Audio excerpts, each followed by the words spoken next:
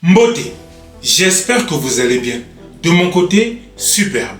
Vous avez remarqué que je ne suis pas seul. Aujourd'hui, c'est la journée mondiale de lutte contre le VIH. Je me suis dit que ça serait une bonne chose d'inviter une personne concernée. Bonjour Camille. Bonjour Michel. Tu vas bien? Je vais bien. Super bien, merci. Merci d'avoir accepté mon invitation. Le plaisir est partagé. Cool. Alors, je vais poser des questions. J'ai beaucoup de questions à te poser. Il se peut que je sois maladroit dans mes propos. N'hésite pas à me recadrer. N'hésite pas à me recadrer. N'hésite pas non plus à me corriger si j'utilise les mauvais termes. Ok. Et je vais aussi poser des questions que certaines personnes vont trouver idiotes. Mais on est là pour discuter, pour sensibiliser, pour parler tout simplement. T'es prêt? C'est parti. Aimez-vous les uns les autres, surtout les hommes avec les hommes. Nzambi! Hey!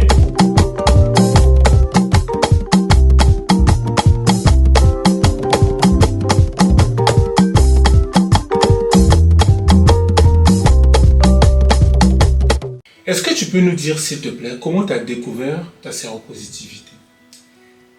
J'ai découvert que je suis séropositif après un dépistage. D'accord. C'est en quelle année? En 2011, j'ai découvert après un dépistage que je suis séropositif. C'était à l'occasion d'une soirée récréative que les associations organisaient à l'époque à Cotonou. Tu avais quel âge? 19 ans. 19 ans, ok. Et tu habitais avec qui? À 19 ans, j'étais déjà parti de chez moi parce que le confort familial ne me permettait pas d'être qui je suis et l'atmosphère aussi était, comme on dit, un griffe pour eux, comme je le dis. Donc à 19 ans, je vivais avec un mec. Ok, t'étais en couple à 19 ans. Oui, j'étais déjà en couple. Enfin, oui, on va appeler ça comme ça. Ah. Mais quand tu as fait le test, tu l'as fait tout seul ou c'était avec lui? À l'époque, il y avait des médecins que le PSLS formait pour réaliser ces dépistages dans la communauté. Dans la communauté. De la communauté LGBT? Dans la communauté LGBT. Donc c'est un médecin, un ami à mon mec de l'époque qui m'avait fait le dépistage. D'accord. Et j'avoue, c'était pas un dépistage, je l'ai pas fait parce que parce que j'avais pris des risques, non. À l'époque, quand le médecin dépiste une personne, il avait droit à 1000 francs. Donc sincèrement, dans ma tête, c'était pour lui augmenter c'était pour lui augmenter un 1000 francs comme ça, et puis voilà. Et j'ai fait le dépistage et quelques jours après, il m'a appelé, il m'a dit « Camille, il faut que je te voie. » Et tu savais... Attends, quand il t'a appelé en disant qu'il faut qu'il puisse te voir, est-ce que tu soupçonnais déjà que c'est à cause de ça ou... Non. Entre-temps, avec mon mec, ça n'allait pas vraiment, ça n'allait plus. On a vécu 2 ans on a vécu une vie de couple de 2 ans sous le même toit, etc. Au bout de 2 ans, ça n'allait plus parce que j'étais à l'université et il pense que quand je vais au cours, je fais des détours, que je le trompais, etc. Donc ça ne... Voilà, je lui ai beau expliquer que non, c'est pas ça, mais bon, il voyait toujours des démons partout. Donc, je me suis confié à son ami et voilà, il me donne des conseils de temps en temps. Donc, quand il m'a appelé, je me suis dit, peut-être qu'il veut, on va prendre on va boire de temps en temps aussi. Peut-être qu'il veut m'inviter à boire une bière. Il était médecin? Il était médecin. Peut-être qu'il voulait m'inviter à boire une bière. J'étais fan des bières à l'époque. Et donc voilà, il m'a appelé, il dit je vais te voir. Je dis ok, je suis là. Et il vient à la maison. Et je sors. Il fait non mais viens, je suis il vient là où vous habitez? Oui. Ok. Il vient, il fait écoute, va t'habiller, on va boire une bière. Donc, dans ma tête, tout ce que j'ai pensé. Et ton mec n'était pas là? Non, il n'était pas là. Ok. Et je suis rentré, je me suis changé et je suis ressorti. Donc, il me prend sur sa moto et puis on va à un truc pas loin. Et ben voilà, je demande d'avoir une bière et on a commencé. Il dépose le sujet comme ça. Il fait, c'est par rapport à ton dépistage de la dernière fois. Quand il m'a dit ça, c'est vrai que mes pensées ont frôlé un truc positif. J'attendais qu'il me l'annonce. Et voilà, il me dit, ton test il est positif, mais il n'y a pas de panique.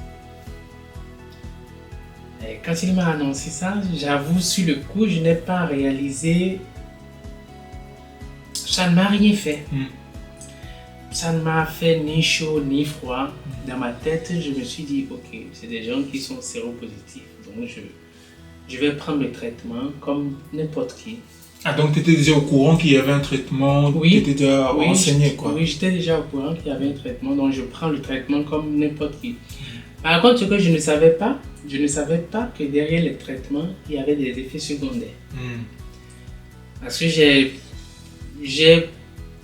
j'ai vraiment pas connu quelqu'un ou un proche qui est séropositif et qui m'a parlé de son traitement. En tout cas, pas avant 2011. Et donc, j'ai dit dans ma tête, j'ai fait ok, je vais prendre le traitement. Et voilà, on s'est séparés. Et moi, je suis rentré. Quand je suis rentré, je n'ai rien dit à mon mec. Ça me tracassait, mais je ne lui ai rien dit tout simplement parce que, avant de le connaître, il y a 2 ans et demi, je faisais mon test de dépistage régulièrement. C'est vrai que j'ai commencé la sexualité, j'ai commencé à niaise, comme on dit, tôt. Et j'ai eu la chance quand même d'avoir intégré un groupe, je ne sais pas si ça existe encore dans les écoles, Amour et Vie, où on parlait de la sexualité, on parlait un peu, on pensait un peu les trucs sur la sexualité, etc. Donc j'avais déjà intégré ce groupe-là. Et donc j'ai beaucoup appris sur le VIH, les IST, etc. Et j'étais d'ailleurs donneur de sang. Je suis au plus donneur universel. Donc je faisais don de sang régulièrement. Et c'est dans ça d'ailleurs que j'ai connu mon groupe sanguin. C'est dans ça d'ailleurs que je donnais le sang tous les 3 mois. Et donc à chaque prise, j'avais mon résultat quelques jours après. Ah, vous êtes négatif au VIH, vous êtes négatif à ci, etc. Donc ça me permettait d'avoir un bilan de santé comme ça. Et donc, avant qu'on ne se mette ensemble, moi, j'étais pas positif, j'étais négatif. Et je suivais. En plus, à l'époque, c'était quand même un monsieur qui est une figure emblématique de la communauté et de la lutte contre le VIH-Sida au sein de la communauté LGBTQ au Bénin, précisément à Cotonou à l'époque. Donc, quand on s'est vu, on s'est charmé, etc., il m'a dragué et puis voilà, dans la foulée, et tout. On s'est retrouvés. Donc, j'ai baissé ma garde.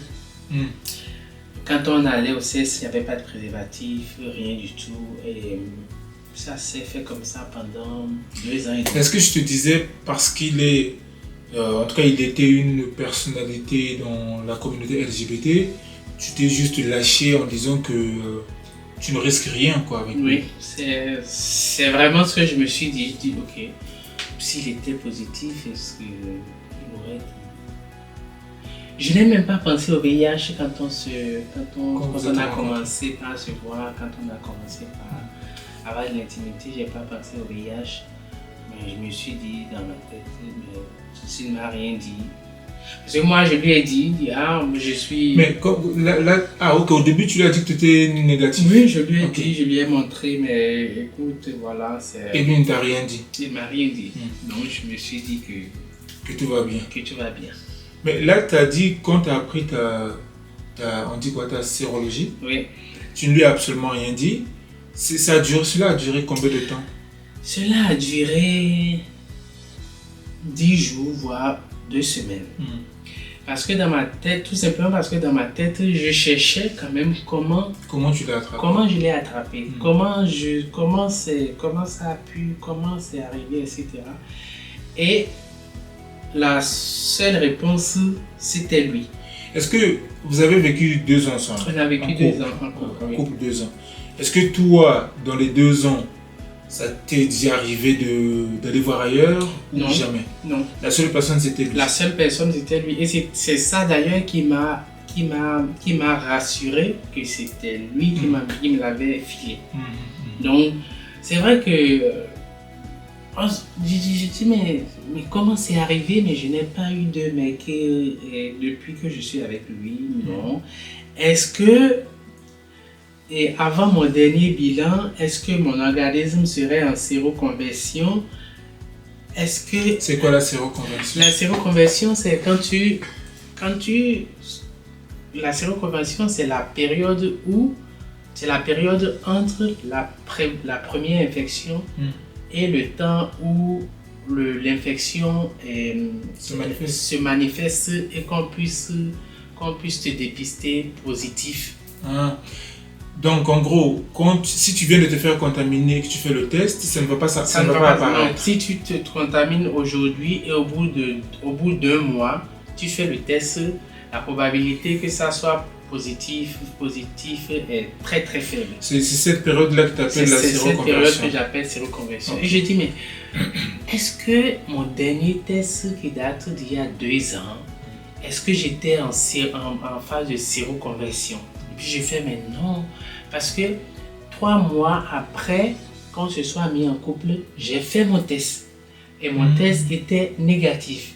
Et je suis revenu sur ce détail-là. Je dis, mais si j'avais été en séroconversion, mon avant-dernier test, avant qu'on ne se mette en couple, et que 3 mois après qu'on se soit mis en couple, je fais mon test n'allait pas donner négatif. Mon test se révélerait positif. Ouais. Alors, je n'étais pas en séroconversion et je n'ai pas vu de mec depuis 2 ans. Donc, la réponse, c'est lui. Et quand tu lui as parlé de ça, il a réagi comment? Quand je lui ai parlé de ça, il m'a fait « Ah mais non, il faut pas te mettre sous traitement. Moi, je suis de la royauté, je suis roi chez moi. Il faut pas que quand les gens apprennent ça, que il faut pas que ça entache à ma réputation. Je vais ramener des plantes de Gaboumé. Je vais ramener des plantes du village, etc. etc. » Mais attends, en disant cela, lui, il t'a dit qu'il était lui-même aussi... Non, juste là, il m'a rien dit. Donc, il te rassure juste que ne prends pas des médicaments. Tout simplement. Il va ramener des plantes. Sans me donner de nouvelles, sans me dire qu'il est séropositif, rien du tout. Et donc, j'ai avalé, j'ai fait semblant de l'avaler, mais au fond, je me suis dit, mais écoutez, je me prends pour un maboule, lui, là. Bon, à l'époque aussi, j'avais pas beaucoup de moyens. Et donc, la relation avec ma mère, mes frères se dégradait de plus en plus. Donc, il fallait trouver quand même un refuge, il fallait trouver quelque part où rester en attendant, etc. Et je me suis tue, je suis resté là. Et ça a duré 1 an. Ça a duré 1 an. Et puis, mais dans les 1 an là, tu prenais ton... Non. Tu t'avais suivi ces conseils? Oui, j'ai suivi les conseils, mais en même temps, je cherchais une solution. Une solution qui me permettait de partir de là. Parce que je me suis dit, mais quand tu commences le traitement là, sous son toit, la probabilité qu'il me foute au dehors était forte. Parce que c'est quelqu'un qui... Voilà, au finish, j'ai compris que c'était un narcissique, comme on dit. Une personne... Mais pendant... Tu as fait 1 année dans son appartement sans rien dire. Mais son ami, du coup, qui est médecin, vous ne parlez plus, il te disait rien? L'ami m'avait orienté à l'hôpital entre-temps. Et je ne suis pas allé à l'hôpital. Et quand ça a commencé comme ça, je ne voyais plus l'ami. Ça m'a fait bizarre quand même cette période-là parce que la période où il m'a annoncé que je suis séropositif et la période où je suis resté 1 an avec lui, il m'a posé la question, c'est qui t'a fait ton test? Et j'ai dit, c'est telle personne. Il fait, mais pourquoi il ne m'a rien dit? Je dis, mais pourquoi il doit t'informer par mon test, mon statut? C'est mon statut, il n'a pas à t'informer. C'est pas parce qu'il sait qu'on est ensemble, c'est pas parce qu'il est ton ami qu'il doit t'informer de moi. Mon statut, c'est à moi de le faire, c'est pas à lui. Je lui dis, je pense qu'il a bien fait. Donc, tu sais, c'est quelqu'un de très rancunier. Donc, je suis sûr qu'il s'en est pris à son ami. Et tu vois, la période d'1 an, je ne voyais plus l'ami, il ne passait plus à la maison. Il prenait mes nouvelles une fois comme ça. Et puis, je pense que à chaque fois, je n'ai pas répondu, je n'ai pas donné de nouvelles non plus. Et donc, c'est resté comme ça. Et au bout d'1 an, j'ai parlé autour à des amis, des personnes que je considérais comme étant des proches à l'époque. Et il y a une parmi elles qui m'a dit, Camille, je ne sais pas ce que tu as, mais j'ai l'impression que tu déprimes, j'ai l'impression que tu perds du poids, j'ai l'impression. Et à chaque fois qu'on me disait ça, ça me ramenait au VIH. Je savais que voilà, au bout d'un moment, quand tu ne te prends pas en charge, il y a les co-infections qui rentrent, il y a d'autres infections, etc. Et puis ça peut facilement te balancer vers l'étape sida. Donc je craignais ça. Et un matin, je me suis levé, j'ai fait, il faut que j'aille à l'hôpital. Et je suis allé à l'hôpital. J'ai demandé le médecin que l'autre m'avait recommandé il y a 1 an. Et je l'ai vu. Le même jour, il m'a fait le test de confirmation au laboratoire au CNHU. CNHU, le centre hospitalier. CHU. Et il m'a fait la confirmation le même jour et je suis reparti à l'hôpital 1 semaine après pour avoir les résultats. Et on m'a transféré au CTA, c'est le centre du CHU qui s'occupe des personnes vivant avec le virus. Et c'était où déjà? À Cotonou. Ok. Et voilà, j'ai commencé mon traitement au CTA. Mais tu as commencé le traitement quand tu es parti de... Non, j'étais encore chez lui. Tu étais encore chez lui. Oui. Ok. Mais du coup, tu avais caché? J'ai caché mon traitement pendant combien de mois? 4-5 mois, je crois. Je prenais mon traitement et les débuts des effets secondaires, c'était quoi? Je prenais 4 comprimés. Je prenais un comprimé, un blanc, le matin à jeun. Je prenais un autre comprimé bleu après le repas du midi. Je prenais un 3e comprimé jaune à 16h. Et je prenais le dernier comprimé rouge à 22h. Attends, le premier il est blanc. Le premier il est blanc, le 2e il est bleu, le 3e il est jaune et le 4e il est rouge. À 22h. Et la première fois j'ai pris ce traitement-là, quand j'ai pris le comprimé de 22h, c'est vrai que ça me fait dormir, mais avant de dormir, ça me fait gratter la peau, mais malade. Et quand je me réveillais le matin, je vomissais. Ah ouais. Et ça pouvait durer jusqu'à 14h-15h. Ah ouais. Donc, mais quand tu vomissais là, tu devrais aussi prendre des médicaments, non? Je devais aussi prendre les médicaments, mais j'attendais peut-être le temps où ça ne venait pas et puis j'avalais. Et puis je ne sais même pas si J'imagine que c'était compliqué. C'était compliqué et ça, j'ai traîné ça pendant 1 mois et demi. Et après 1 mois, il ne comprenait pas. Je vomissais. Et entre 15h et 22h, j'allais bien. Mais le lendemain, quand je me réveillais à 7h ou à 6h ou à 8h, je ne mangeais rien, mais je prenais les comprimés jusqu'à 14h. Mais après 14h, j'allais bien. Il ne comprenait pas. Et un matin, il m'a dit, qu'est-ce que tu as? J'ai dit, je suis malade. Il a dit, ok, je t'amène à l'hôpital. Il m'amène à l'hôpital. Il me prend un rendez-vous avec un ami médecin, un autre ami médecin qu'il connaît. Et je rentre dans son bureau, je dis, je ne suis pas malade, je suis... Je rentre dans son bureau, je dis, je ne suis pas malade. J'ai commencé le traitement VIH et c'est ça qui me... Et entre-temps, il m'avait interdit de commencer le traitement. Donc, je lui ai caché que je suis sous traitement. Et donc, quand il m'a posé la question, je lui ai dit, je suis malade. Et le médecin a dit, waouh, ok. Donc, le médecin dit, ok, je ne lui dirai rien. Je lui dis, tant mieux. Et ce médecin, c'est son ami? Il savait que vous étiez en couple? Lui aussi, il savait qu'on était en couple. Ok. Après, j'ai attaqué tout ce lot-là après parce que je dis... Et donc, quand le médecin m'a dit, ok, je ne lui dirai rien. Donc, il me fait 2 ou 3 ordonnances comme ça. Juste pour montrer que... Juste pour montrer. Et on va à la pharmacie, on achète les trucs normalement.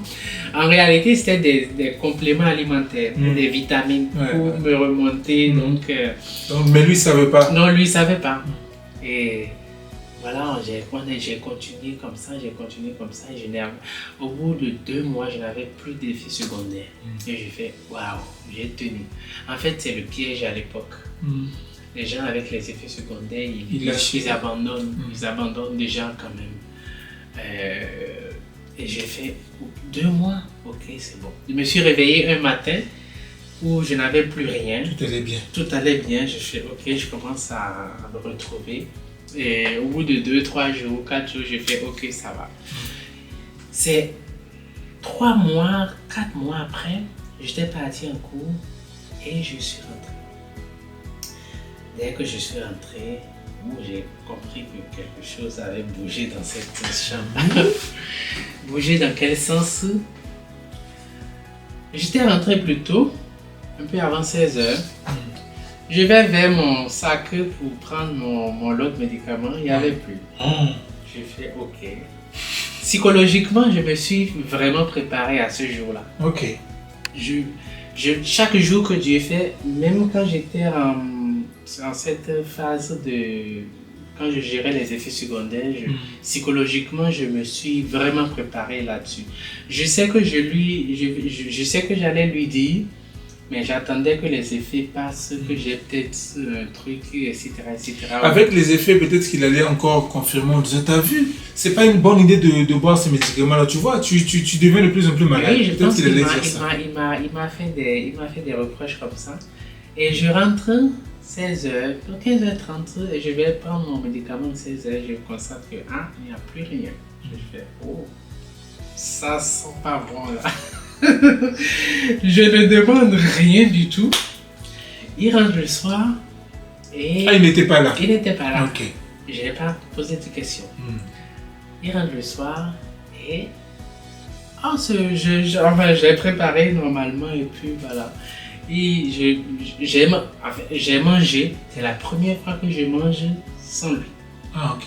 Parce que, mais franchement, le genre de personnage, je le connais.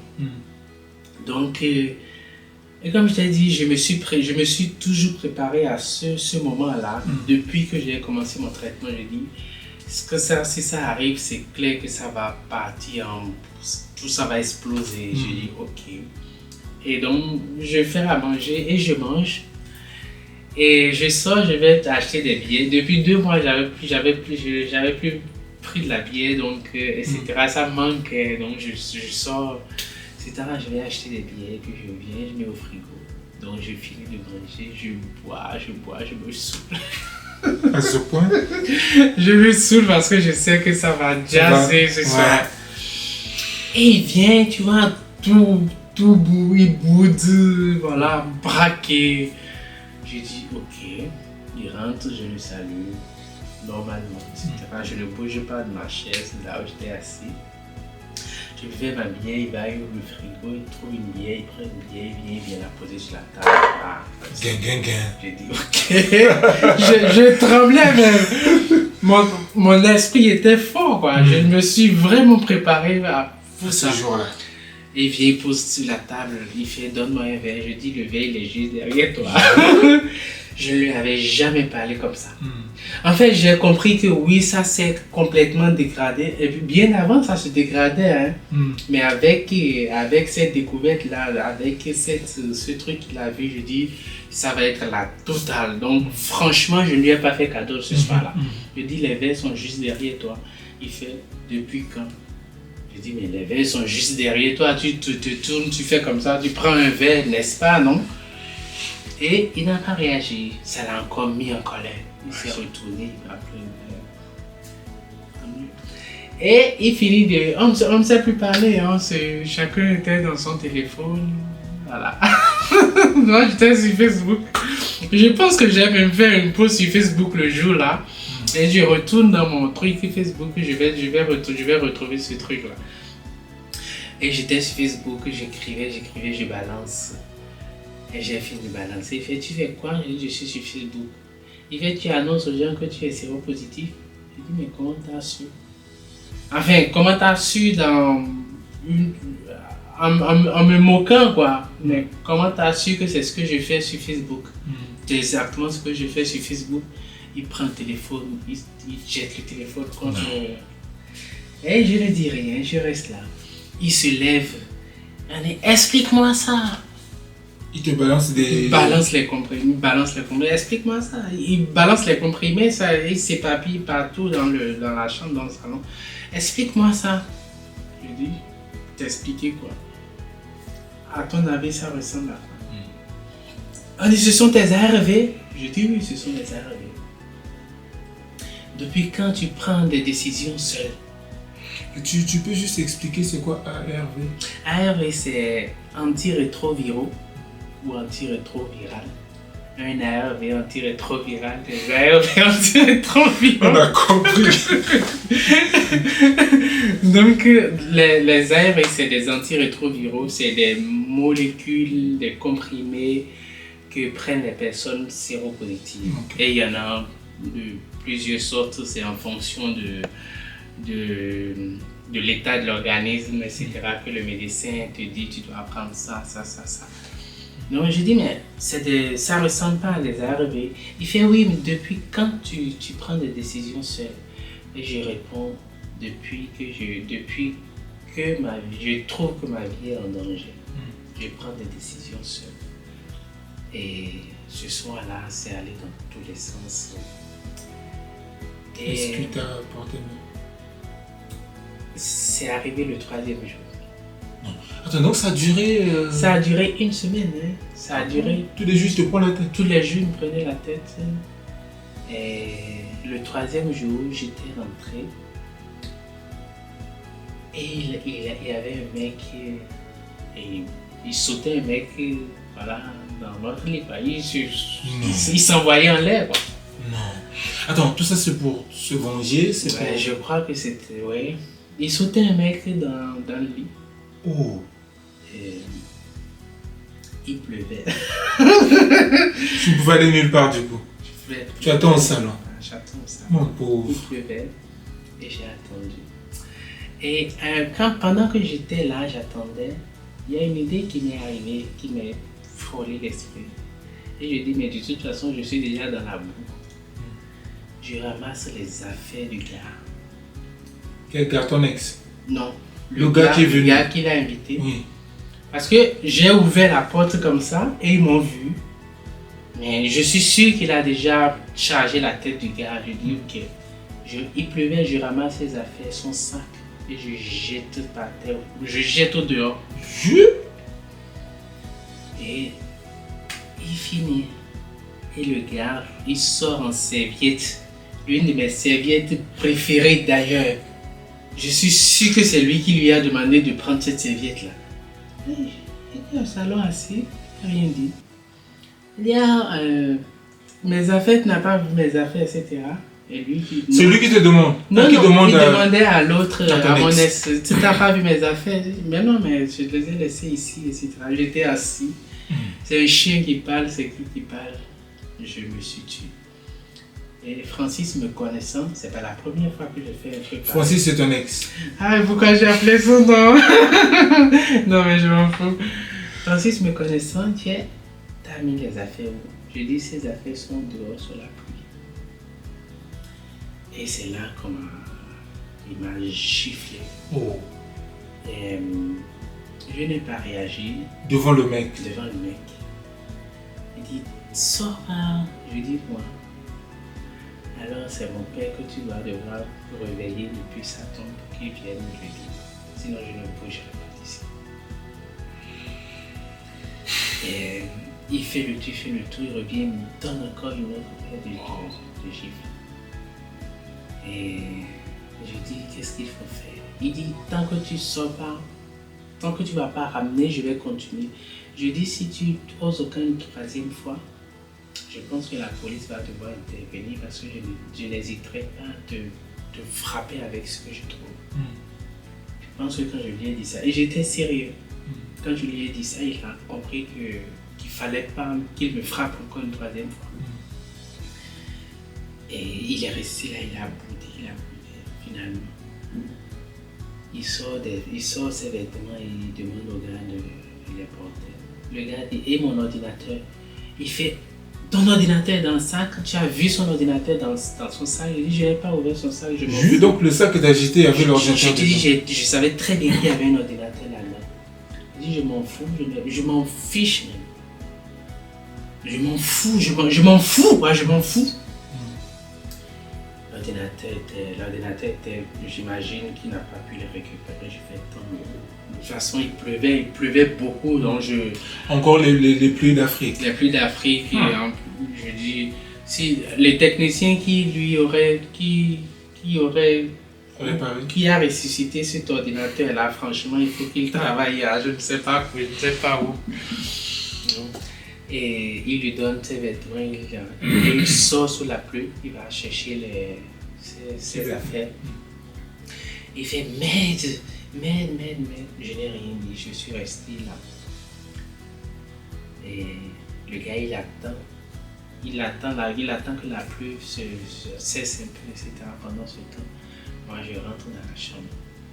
Je vais me changer et j'appelle un ami qui vient me chercher. Un ami est venu me chercher en voiture, on est parti. Je n'ai pas dormi là cette nuit-là. Et lui n'a rien dit, t'as laissé partir? Non, il n'a rien dit. Je suis parti le lendemain, je suis revenu. Et j'ai dormi là 3, 4, 5 jours. Un matin, il s'est réveillé, un dimanche. C'était le 31 décembre. Et il s'est réveillé et il me dit, je vais au boulot. Et quand je reviens, je ne veux plus te voir chez moi. C'est ce qu'il m'a dit. Tout ça parce que tu as décidé de suivre ton traitement. Ouais. Il me fait, je vais au boulot. Jusque-là, toi, tu ne sais pas qu'il est séropositif. Non, juste là, je ne savais pas. Mais j'avais quand même ma petite idée. Oui, tu t'en doutais, quoi. Ouais. Et c'est comme ça, je suis parti avec un petit sac. J'avais une moto à l'époque, j'ai laissé toutes mes affaires là, je suis parti. Et je suis retourné chez ma mère. Et ça n'a pas été facile. Ma mère l'a vu venir. Et avec un cœur lourd. Et je suis arrivé, j'ai fait bonjour. Elle voyait, elle a vu que ça n'allait pas du tout. Elle ne m'a pas répondu et je suis rentré. Il y a une chambre dans laquelle on a grandi, mes frères et moi, etc. Donc, mes frères sont partis, mes soeurs aussi, tout et tout. Donc je me suis dirigé dans cette chambre-là. Je suis resté 3 mois chez ma mère. Et pendant les 3 mois, on s'est parlé, ma mère, à peine 10 fois. Et pourquoi tout ça? Parce que je suis entré dans homosexuel et il est séropositif. Non mais attends, elle savait? Tu lui avais dit? Le premier jour où je suis arrivé, oui, je lui ai dit que c'est comme ça. Voilà. Donc je pense que ça l'a encore plus choqué. Et ma mère m'a pas parlé. Bon, il fallait quand même trouver quelque part où rester. Et pendant ce temps, mes sessions à l'université, je les ai loupées. Donc ça fait que j'ai perdu une année à l'université. J'ai perdu cette année-là à l'université. Et j'étais là, au bout de 2 mois et demi. Je réfléchissais, il fallait que je retourne à Cotonou, il fallait trouver quelque part. Maman n'habitait pas à Cotonou. Non, il fallait trouver quelque part où rester, ou voilà, continuer les études, ou je ne sais pas, c'était vraiment la bouillie dans ma tête. Et j'étais là quand un ami m'appelle, une vieille connaissance, allô Camille, ça va, etc. J'ai appris que tu n'es plus avec tel, pour telle raison. Je dis, qui t'a dit ça? J'ai appris ça par un autre ami. Mais c'est quoi les raisons qu'il t'aurait trompé ou des raisons du VIH? Les raisons du VIH. Du VIH, ah, c'est le VIH qui, c'est parce que j'ai pris l'initiative de commencer mon traitement sans rien lui dire, c'est ça qui cause, qui entraîne tout ça. Okay. Et j'ai dit oui, etc. Je m'étais où maintenant? Puis je suis chez ma mère. Ça va? Et non, c'est loin d'aller. Je dis ok, bah écoute, moi mon appartement je l'ai, mais c'est un ami qui voyage, qui va régulièrement en Italie. Donc quand il va en Italie, il peut rester 4 mois, 5 mois, 6 mois. Je dis ok, mais si tu veux venir rester le temps, ben voilà, après on pourra trouver une solution. J'avoue que c'est quelqu'un qui me draguait depuis. C'était peut-être l'occasion rêvée pour lui aussi, non? C'est quelqu'un qui me draguait depuis et je n'ai jamais cédé. Je dis que je suis avec quelqu'un. Voilà, je suis avec quelqu'un, c'est ça. Donc, écoute, je n'ai pas hésité à sauter sur l'occasion. Je dis j'avais quand même besoin de reprendre mes études, etc. Et donc, après une semaine, j'ai dit à ma mère, écoute, je repars, je suis en train d'avoir une solution. Ma mère fait, je m'en fiche. Et je suis parti comme ça. Et c'est comme ça que je me suis réinstallé. Et voilà, dans la foulée, à jongler entre les études et le petit boulot. Et voilà, c'est comme ça, c'est comme ça mon histoire. Et quand tu as déménagé là-bas, tu commences maintenant à sortir avec ton ami ou non? Non. Il a voulu, j'ai dit non. Okay. On est restés de bons amis jusqu'à aujourd'hui. Okay. On est restés de très très bons amis. Il fait non mais tel mec qui m'a tout refusé. Je dis oui, je sais qu'on ne te refuse rien. Et maintenant, il y a quelque chose que j'aimerais savoir. Quand tu apprends que tu as le VIH, tu commences ton traitement. Normalement, on conseille de ne pas faire l'amour jusqu'à ce que tu deviens indétectable. Oui. Mais j'imagine que toi, tu as continué à faire l'amour avec ton ex. J'ai continué à faire l'amour avec mon ex. Est-ce qu'il y a un risque dans un sens où, est-ce que si tu prends ton traitement et que tu n'es pas encore indétectable, tu fais l'amour avec une personne qui a le VIH, est-ce que le fait d'être indétectable, ça va prendre beaucoup plus de temps ou c'est quoi? Tu sais, quand j'ai été infecté et qu'il m'a dit ne prends pas, etc. Faire l'amour avec lui était devenu compliqué. On l'a fait 2 ou 3 fois dans la foulée sans se protéger, mais le risque est le même. D'autant plus que c'est lui qui me l'a filé et donc je n'ai pas la preuve sur papier comme ça, mais au fond, je dis il n'y a pas de personne qui m'a filé ça. Donc, dis non, refuser de faire l'amour avec lui pendant ce temps, je m'exposais à une violence. Et donc, malgré moi, voilà, c'est arrivé 2-3 fois. Et quand j'ai commencé le traitement, la période où j'ai été malade, on n'a rien fait.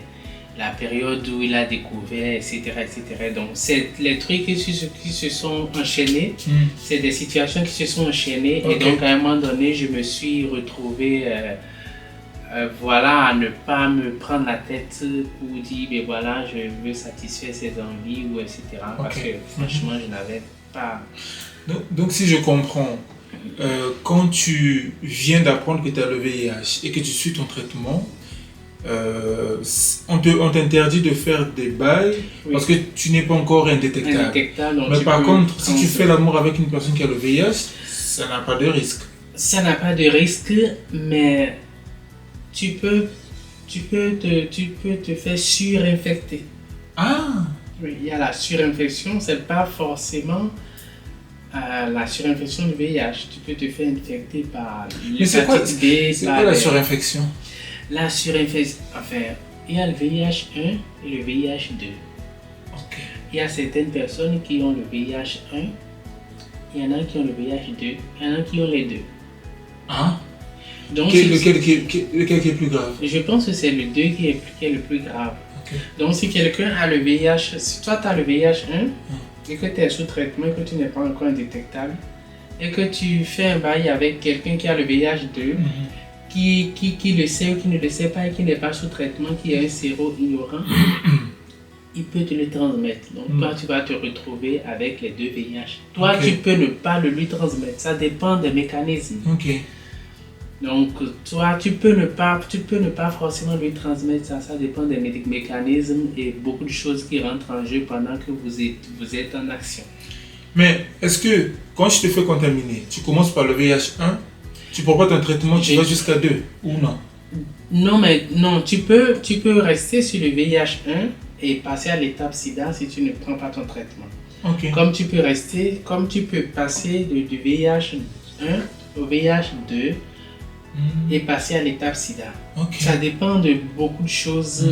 Ça peut être une surinfection ou une co-infection, Ok. etc., etc. Et comme je dis, le SIDA, c'est pas une maladie sur laquelle on peut mettre un doigt comme ça. On peut poser un truc comme ça, comme le paludisme, comme le cancer, comme ci, comme ça. Non, le sida, c'est tout un ensemble de maladies qui viennent s'installer dans ton corps, dans ton organisme, parce que le VIH a pris le temps de se répandre dans ton organisme, et donc tu n'as plus de globules blancs, tu n'as plus de défenseurs de l'organisme, etc. Et donc quand tu tombes un peu malade comme ça, il y a le gène du paludisme qui vient s'ajouter, il y a la tuberculose qui vient, il y a la toux qui vient, il y a tout qui se mélange, et à un moment donné, ton organisme ne peut plus résister et donc il meurt. Et puis voilà, On ne meurt jamais en phase VIH, genre le VIH ne tue non, pas. le VIH ne tue pas.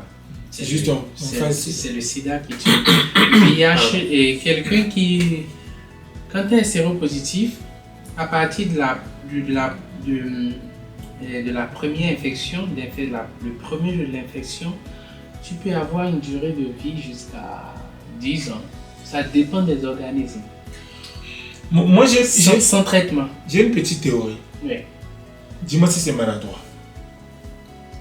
Je considère que des gens qui vivent dans des pays développés, qui ont une vie sexuelle, comment je vais dire ça, épanouie, genre développée, Oui. et qui arrivent en phase sida, c'est de leur faute. C'est ma petite théorie. Tu vis on prend un exemple, tu vis en France. Et chaque mois, tu rencontres un nouveau partenaire. Tu changes de partenaire. Tu ne te fais pas dépister. Jusqu'au point où tu arrives à la phase sida, je considère que c'est de ta faute. Alors, on me dit peut-être que c'est maladroit, parce que normalement, en France, on n'est pas dans un pays où c'est compliqué de se faire dépister. Tu ne peux pas changer de partenaire sans pourtant te soucier de ta santé. C'est quand même évident de te faire dépister de temps en temps, peut-être pas chaque mois, mais quand même. Mais tu vas rester, si tu dis, comme tu as dit que ça prend quasiment par exemple 10 ans, même si c'est 5 ans pour arriver en tape sida, Oui. en gros je dis que c'est de ta faute parce que tu n'as pas pris ta vie en main. Enfin, tu en penses quoi toi? Je suis tout à fait d'accord. Il y en a qui ont une durée de vie de 5 ans, mais le maximum c'est 10 ou 12 ans, je crois. Et quand tu changes de partenaire chaque mois ou chaque année, la moindre des choses, c'est de penser à ta santé. Ah oui. Avant, quand tu penses à ta santé, tu penses à celle des autres en même temps. Donc, quand tu vis en France aujourd'hui, c'est vrai, on continue toujours à lever le tabou sur ce qu'est le VIH, ce qu'est le sida. Mais on est en 2025, ou même en 2024, ou même en 2023, ou même en 2022. À partir de 2022, excuse-moi, le traitement a beaucoup évolué. Et dans les pays développés comme la France, le traitement a vraiment évolué, je crois, depuis 2018-2017 chez certains. Mais là, on parle du traitement. J'ai pris l'exemple de la France, mais même en Afrique aussi, tu peux aller te faire dépister. Oui, en Afrique, tu peux aller te faire dépister. Dans... Sauf que,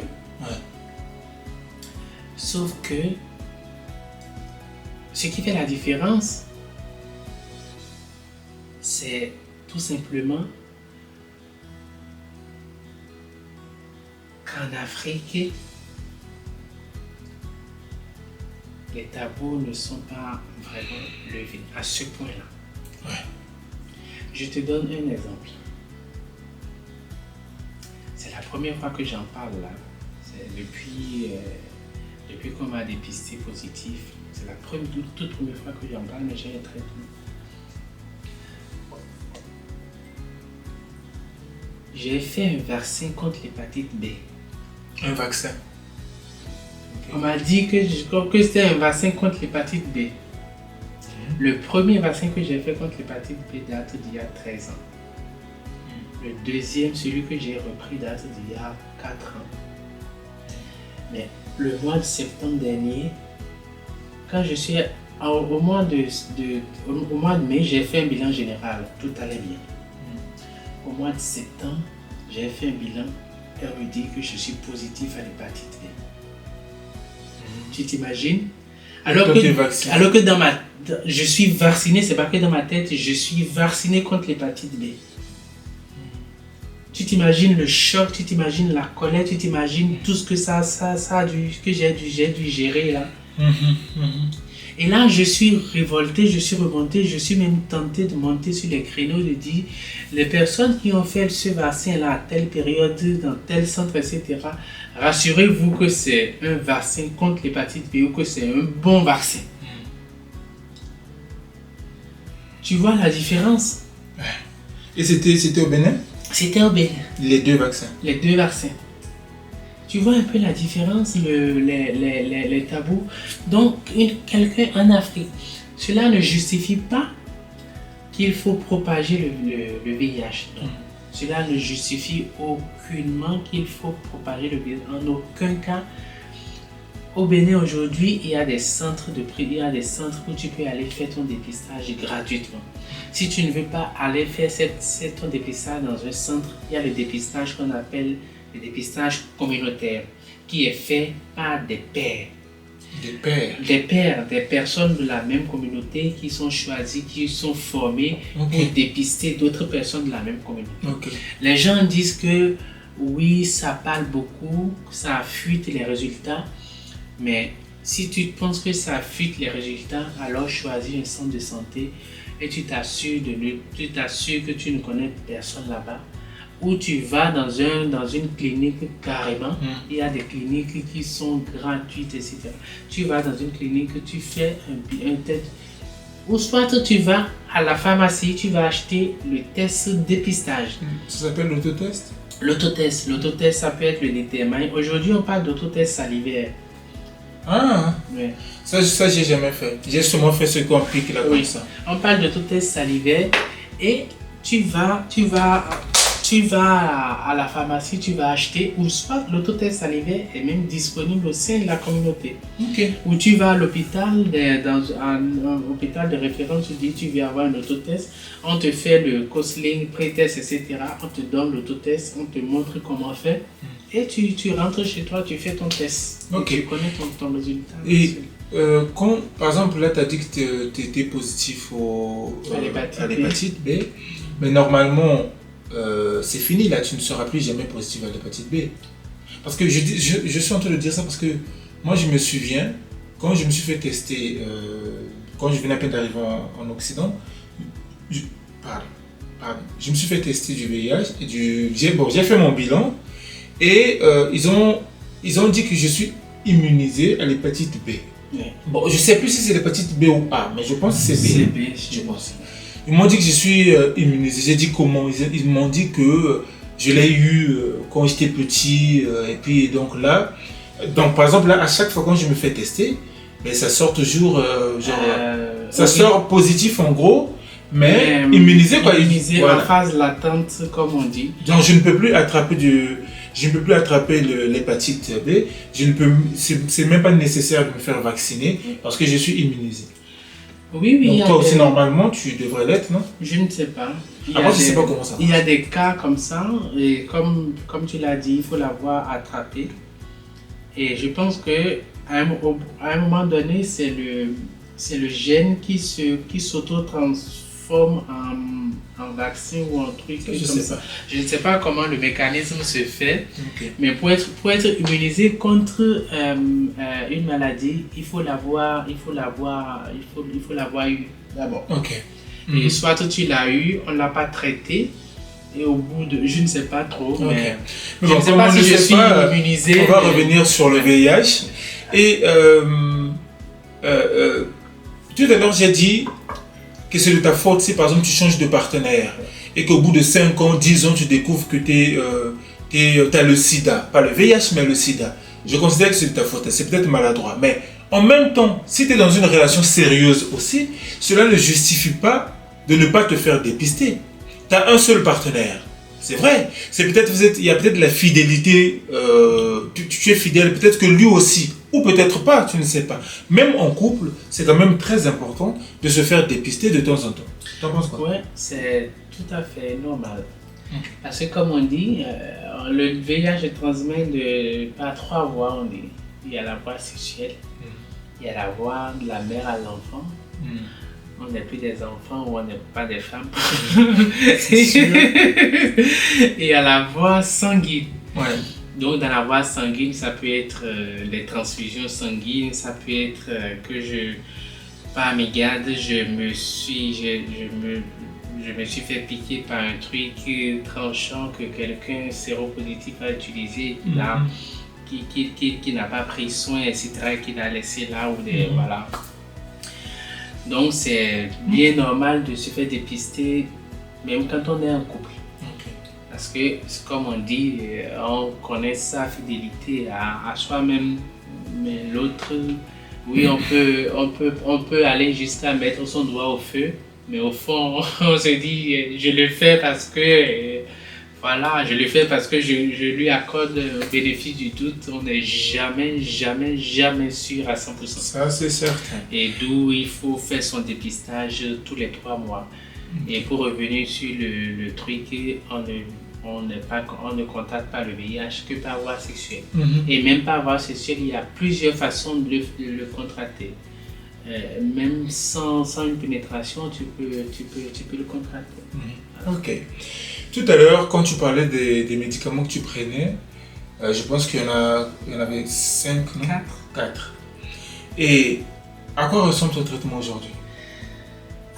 Mon traitement aujourd'hui ressemble à un seul comprimé.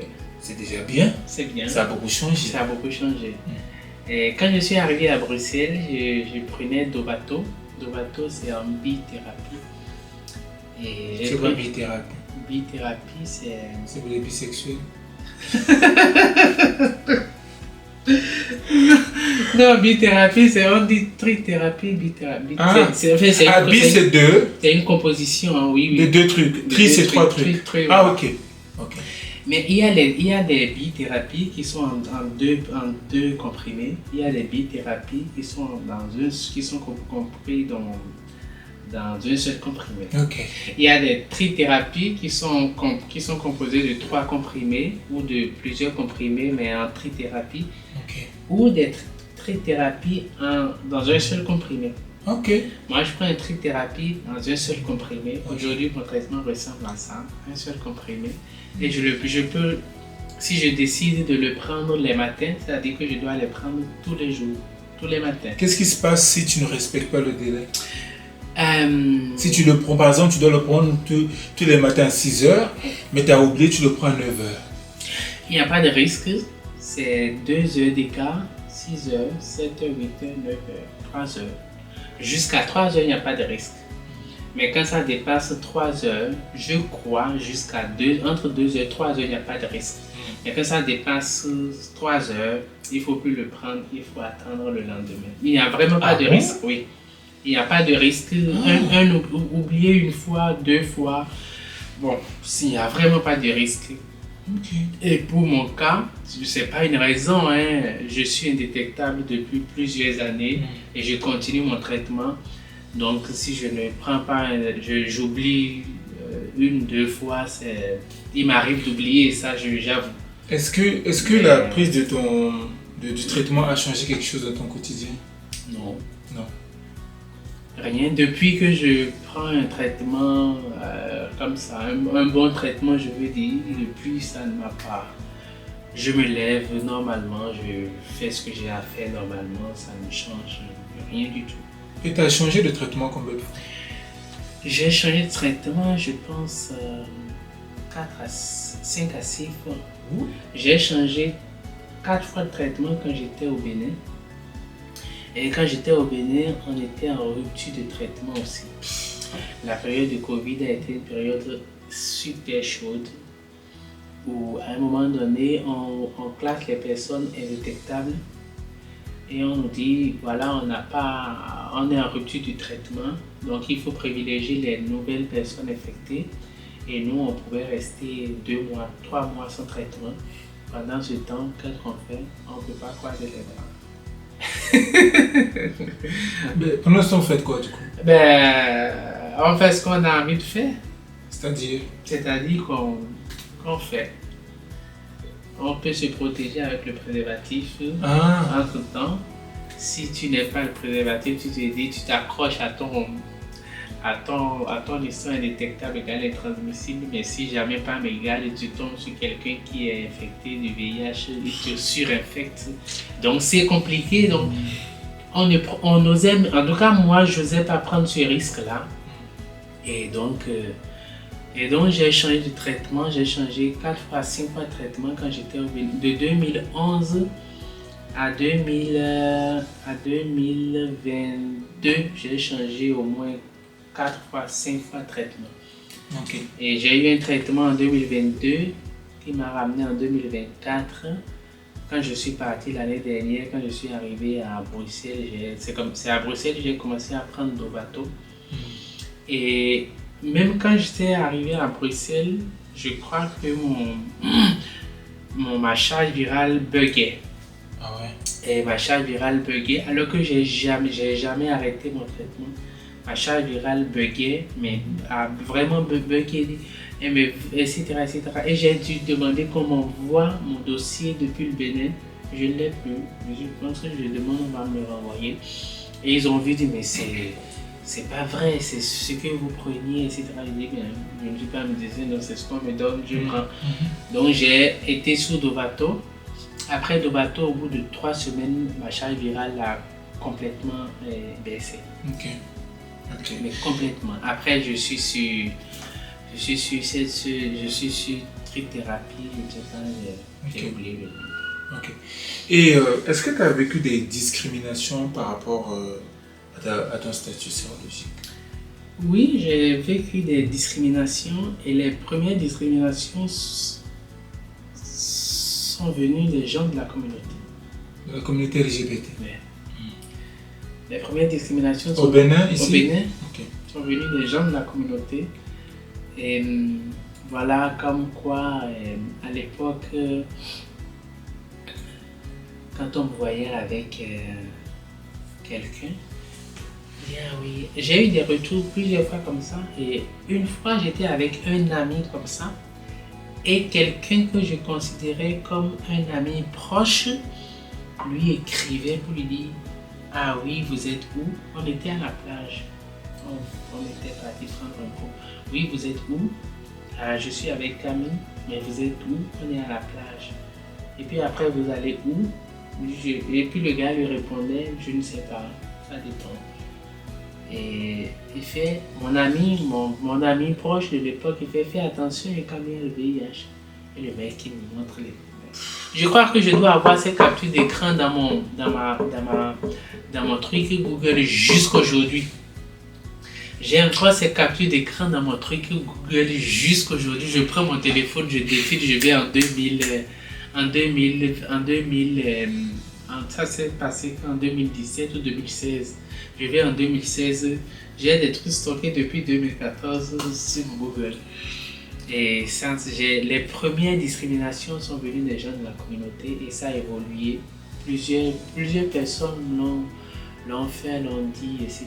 Mais à chaque fois, ça me faisait mal, mais je dis, c'est mieux que d'être c'est mieux que d'être ignorant de toute façon. Donc je prenais mon courage à deux, mais j'avoue que ça a failli me briser par rapport à mon engagement pour les droits des personnes LGBTQ. Ça a failli, j'étais arrivé à une période où voilà, j'en avais marre, j'ai craqué, où j'ai dit mais écoutez, on est dans une même communauté, au lieu de se soutenir, on se détruit.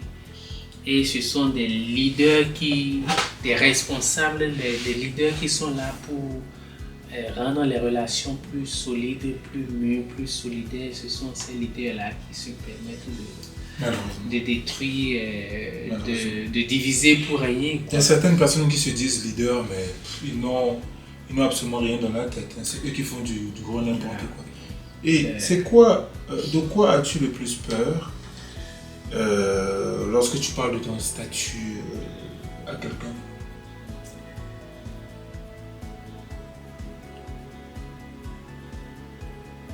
Du rejet. Qu'on le veuille ou non, j'ai mes sensibilités, j'ai mes faiblesses,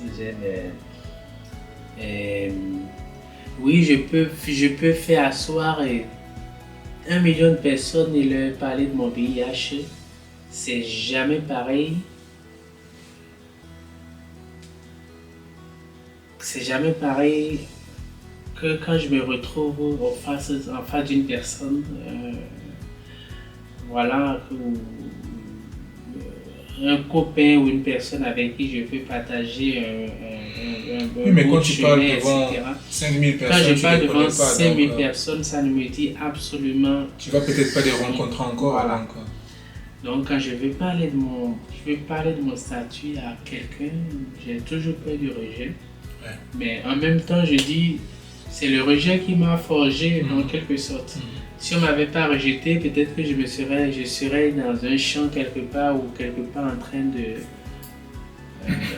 de, je ne sais pas, mais le rejet quand même m'a permis de choisir l'identité que je voulais avoir. En parlant du rejet, est-ce qu'il y a des gens dans ta famille qui ne te parlent plus à cause de ça? Est-ce que tu as perdu des amis? Est-ce que tu as perdu des membres de ta famille? J'ai perdu des amis dans cette histoire de VIH au début. Comme je dis, cet ami-là qui écrivait à une connaissance qu'on avait en commun, à qui dit, etc. Aujourd'hui, c'est vrai, on travaille ensemble, mais l'amitié a été brisée à partir de cet instant. J'ai perdu des amis aussi, tout simplement parce que j'ai appris que telle personne aurait dit, etc. etc. Je ne faisais pas de confrontation, je me retirais, je m'éloignais juste. Et membre de la famille, oui, aujourd'hui, ma mère et moi, c'est pas seulement parce que je suis séropositive, mais parce que je suis homosexuel, etc. Ma mère et moi, la dernière fois qu'on s'est vu, c'était, j'ai tout cassé, quoi. Je suis parti. J'ai vraiment tout cassé. J'ai tout cassé, je suis parti. Vous ne vous parlez plus? Non, on ne se parle pas, mais on ne se parle plus, ma mère et moi. J'ai essayé de recoller les morceaux en 2024. En janvier 2024, j'étais à Bruxelles. Et après, moi, je devais rester jusqu'au mois de mars. Et en février, maman est malade, etc. Elle vit où? Ma mère vit à Dassa, au centre. En Belgique? Non, ma mère vit au Bénin. Ah, ok. Et elle me dit, ah oui, voilà. Et donc, j'ai dû écouter mon séjour et je suis rentré. Pendant ce temps-là, j'essayais de me rapprocher un peu plus de mes frères parce que pendant 7 ans, entre 2013, entre 2012 et 2020 ou même 2021, on ne sait pas, j'ai vu mes frères qu'une seule fois. J'ai 2 frères et 2 sœurs. Et l'aîné? Non, je suis le Benjamin. Ok. J'ai vu mes frères et sœurs 2 fois. Et à un moment donné, je dis ok. Donc j'ai commencé par me rapprocher. Et l'aîné, ça passait encore jusqu'à ce que son mari lui était dit de me parler. Mais actuellement, tu ne parles pas à tes frères et sœurs? Non, actuellement, je ne parle à personne, ni à ma mère. C'est triste ça. Je m'en fous. Donc, C'est triste, mais qu'est-ce que je peux?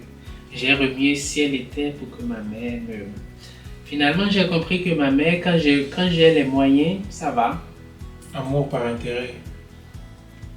C'est peu parce que ma mère, j'ai dépensé toutes mes économies en 2024 pour la faire soigner. Et ma mère et moi, en fait, notre anniversaire le même jour. C'est quand ton Le anniversaire? 9 juin. 29 juin. 9 juin. Tu auras quel âge l'année prochaine? C'est une autre histoire, ça. D'accord. C'est pas grave. J'ai deux dates de naissance. Bon. C'est comme l'âge africain, l'âge européen? L'âge africain, l'âge africain, non, les 2 âges sont africains, mais il y a un âge africain qui est réel, sur papier qui est réel, et il y a l'autre âge qu'on a dû me faire parce que quand on voulait me mettre à l'école, j'avais déjà 10 ans avant de commencer le CI. Parce que ma mère ne voulait pas me mettre à l'école. Ma mère ne voulait pas m'inscrire à l'école. Et ça a été c'est la première fois que j'ai eu peur quand j'étais petit. Elle ne voulait pas te mettre à l'école, pourquoi? Elle ne voulait pas me mettre à l'école parce que ses copines lui ont dit que c'est vrai que j'étais efféminé quand j'étais petit. Et ses copines lui ont dit, non mais un garçon qui fait comme les femmes comme ça, qu'est-ce que tu vas le mettre à l'école pour faire quoi? Attends, il va grandir et puis tu le mets dans un apprentissage, etc. Pendant ce temps, mes frères allaient à l'école. Et ça me choquait. Chaque année, je récitais à ma mère que j'irais à l'école. Chaque année, jusqu'à ce que j'ai eu 9 ans, 10 ans. Et on m'a mis à l'école. J'avais honte, mais j'ai tenu. Et quand je suis arrivé au CM2, il fallait passer le certificat, le diplôme d'entrée en 6e. Non, mais j'étais déjà quand même assez... On a diminué. On a diminué. Donc c'est là que je me suis retrouvé... Maintenant, c'est quel âge tu donnes alors? Après, tu n'es pas obligé de dire. Tu n'es pas obligé de dire. De 90, ils ont ramené à 93. Okay. Mais sur mon Facebook, j'ai toujours mis 29 juin. Mais quand je vais donner mon âge comme ça, je donne mon âge qui est sur papier. Donc, ma mère et moi, en fait, notre anniversaire le même jour. Voilà, entre-temps, quand je suis rentré en février, en mai, je suis revenu à Bruxelles. Puis j'avais un truc à faire à Munich, donc je suis arrivé à Bruxelles et puis je suis allé à Munich, j'ai fait ce que j'avais à faire. Donc je rentrais en juin et j'avais acheté des cadeaux, etc. Et j'arrive, j'appelle ma mère une semaine avant, ma mère ne répond pas. Je l'appelle, elle ne répond pas. J'appelle mes frères, ils ne répondent pas. Ok. Et je dis, ok, bon, j'attends le jour, le 25, je me rends chez elle, etc. Et donc, le 25, je prends le bus. J'arrive dans sa ville. Je prends le bus à 9h, j'arrive dans sa ville à midi. Et je vais à la maison. Ma mère était en train de fêter. Elle n'a rien dit. Son anniversaire. Son anniversaire. Et mes 4 autres frères étaient là. Et c'est là que j'ai craqué. J'imagine. J'ai tout cassé. Je dis tout ce que vous voyez là, c'est mon argent qui a payé ça.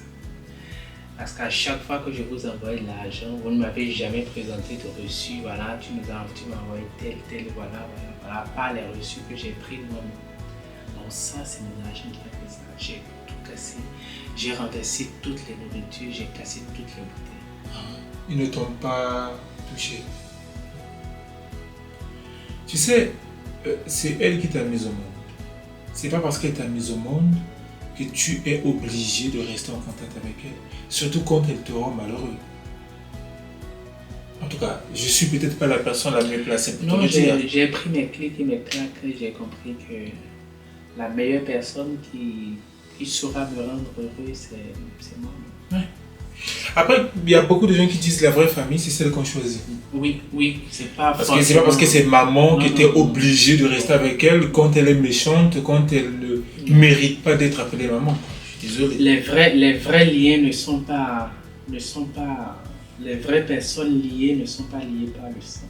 Okay. Le sang, c'est juste un détail dans la famille. Ça me définit. Alors, qu'est-ce qu'il devient du coup ton ex? Mon ex, cher Francis, il est décédé l'année dernière. 2024. T'as finalement... Oui, j'ai finalement eu la certitude que c'était... Que c'était le VIH qu'il avait, le sida. Il est décédé du sida. C'était une co-infection, la maladie de peau, avec tout ça. Vous parlez? Quand on s'est séparés, on a continué à travailler dans la même association. Okay. Donc à un moment donné, on était obligés de collaborer, etc. À un moment donné, quand moi en 2019, quand j'ai ouvert mes horizons et j'ai commencé à voyager, j'étais de moins en moins présent dans les trucs d'association. Donc voilà, en 2019, on ne s'est pas vu, 2020, 2021, 2022, 2023, même 2024, on ne s'est pas vu. J'ai appris par une autre personne que j'ai connue par son biais, mais qui aujourd'hui, on est comme des frères et sœurs. Donc j'ai appris par cette personne-là que mon ex était très très malade et qu'il avait besoin de soutien. Et à l'époque, Queen, c'est une organisation de femmes, de personnes LGBTQ+, pas que de femmes, de personnes LGBTQ+, qui est basée en Afrique de l'Ouest francophone. Et quand j'ai appris ça... Des femmes LGBT, des femmes lesbiennes, bi, trans, queer, okay. LGBTQ. Donc j'ai appris, voilà, donc quand j'ai appris ça, j'ai envoyé une demande de soutien à Queen. Et Queen a aidé. Et quand on a eu la subvention, avec cette personne-là, on a été lui remettre. Il avait vraiment besoin de soutien financier, mais vraiment. Mais malheureusement. On lui a remis les sous une semaine après ou 5 jours après, il a été hospitalisé. Et après, il a fait une crise. Et on a appris comme ça qu'il est décédé. Okay. Donc, je l'ai vu 2 fois dans la foulée. Et la première fois que je l'ai vu au mois de mars, voilà, sans parler, il fait je m'excuse. Oh. Il fait je m'excuse avec des larmes aux yeux. Bon, j'ai eu de la compassion pour lui, j'ai pas eu pitié de lui. Okay. J'ai eu de la compassion et je fais tant mieux si tu t'es rattrapé dans la foulée. Je vois. Est-ce que tu lui en veux, ton ex? Belle question. Je lui en veux plus. Ok. Et est-ce que tu as un regret?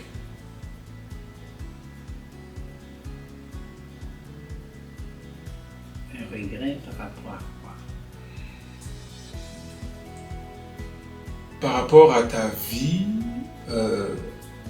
non, par rapport au VIH, disons. Est-ce que tu dirais que tu regrettes de l'avoir rencontré? Non.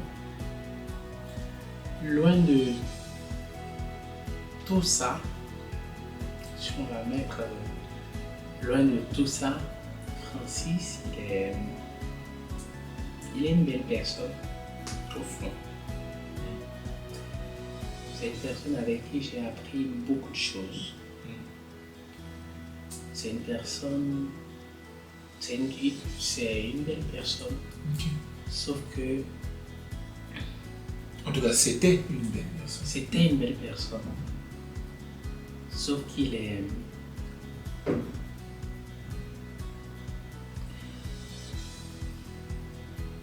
Il est rongé par l'amertume. Il est rongé par la solitude. Et aujourd'hui, pendant tout ce temps, j'ai essayé quand même de lui apporter tout ce que je peux comme soutien. Mais c'est le genre de personne, oui, quelqu'un qui n'a pas mon âge ne peut pas comprendre ce que je vis.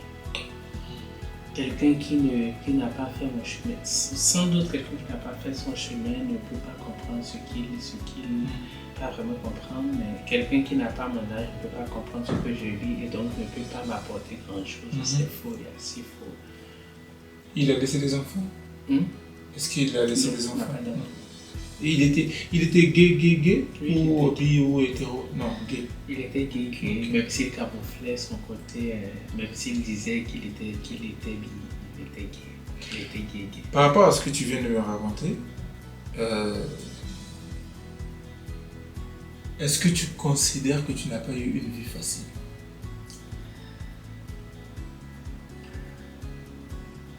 Je ne sais pas. Je sais que ça a été difficile à des moments donnés, mais très très difficile au point où j'ai failli mettre un thème. Ah, ça t'est déjà arrivé? Ouais. Ça a été difficile au point où j'ai failli mettre un thème. Est-ce que c'était à cause du VIH ou c'était à cause de ton homosexualité? Les deux. Les deux. Ok. Est-ce que parfois, dans le passé, peut-être ce n'est peut-être plus le cas, ça t'arrivait ou ça t'arrive toujours de regretter d'être en vie, d'être venu dans ce monde? Moi je t'avoue, oui, ça m'arrivait. Non, je...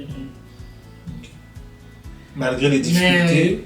Mais écoute, à un moment donné, quand tu as eu envie d'y mettre un thème, c'est que quelque part tu as regretté.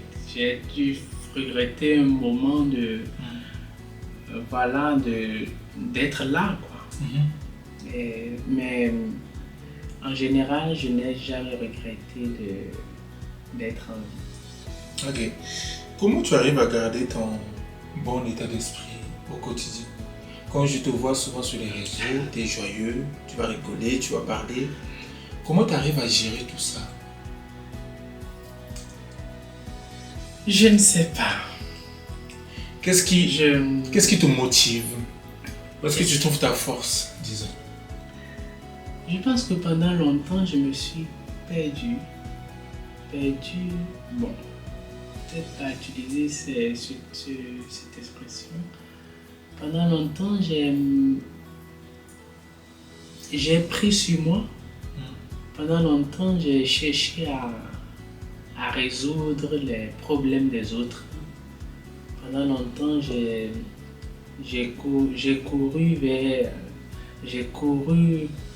le premier à aller chercher des solutions pour des problèmes qui ne me concernaient pas du tout.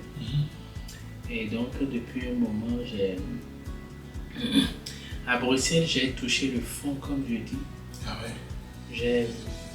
J'ai failli sombrer, j'ai failli reprendre cette bêtise-là à Bruxelles.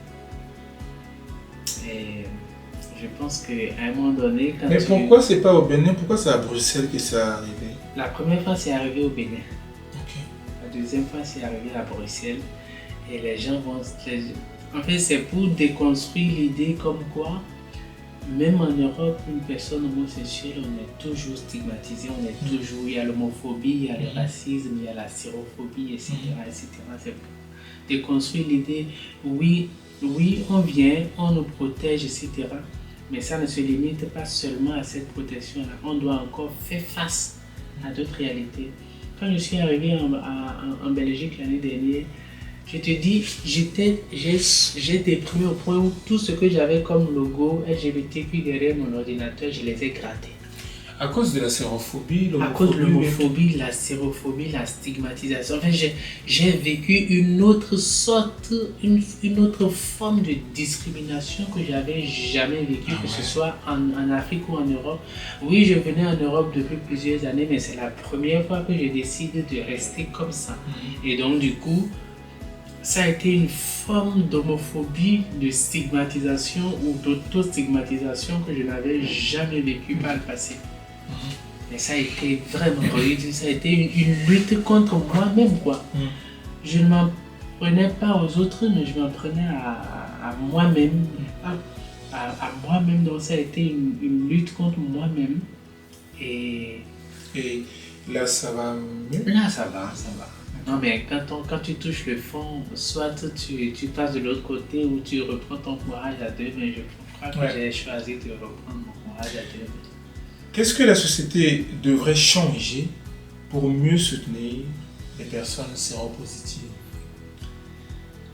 C'est déjà ce tabou-là, déconstruire les idées autour du VIH et mettre les personnes vivant avec le VIH au cœur de la lutte. Les gens pensent qu'une personne séropositive n'a pas grand-chose à apporter dans la lutte contre le VIH. Alors que quand on parle de lutte contre le VIH, les premières personnes concernées sont les personnes séropositives. On dit qu'on ne veut plus de nouvelles infections. Mais c'est aussi grâce à eux que ça freine, non? Oui, on dit qu'on ne veut plus de nouvelles infections et on voit des structures qui mettent en place des actions mais qui écartent les personnes séropositives.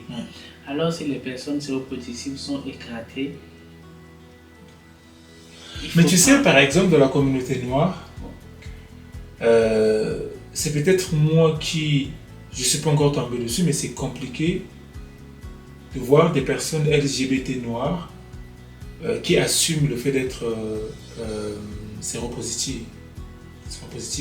Par exemple, là, quand j'y pense, tu es la seule personne que je connais.